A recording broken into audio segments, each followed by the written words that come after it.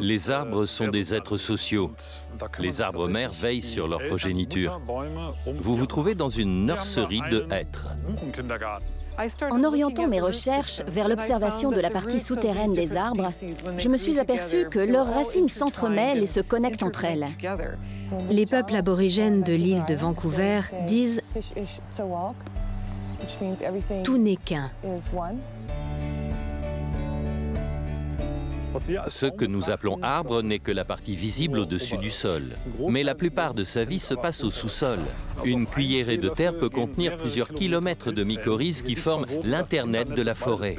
Le réseau fongique est juste sous la surface du sol. Nous nous sommes rendus compte que tous les arbres entremêlaient leurs racines en un immense réseau souterrain commun à tous. Nous avions découvert les bases d'un langage végétal élaboré. Les arbres ont des émotions. Ils ressentent bien sûr la douleur, mais également des sentiments, comme la peur. L'amitié entre les arbres existe. Ils peuvent tisser des liens, tel un vieux couple qui s'entraide. On pense à tort que leurs relations se cantonnent à de simples interactions intéressées, mais en réalité, ils prennent soin les uns des autres. Les arbres d'une même espèce ne sont pas en concurrence, c'est même le contraire. L'entraide est quasi inconditionnelle. Un arbre attaqué par un ravageur ne manquerait pas d'alerter ses camarades.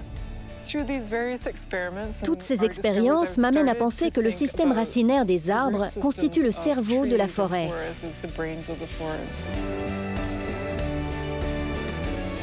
Voici une ancienne souche qui vit encore. La souche continue à vivre parce que ses racines sont connectées à celles des autres arbres. Les arbres aiment naturellement se cajoler et vivent en groupe. Ils aiment aussi la lenteur.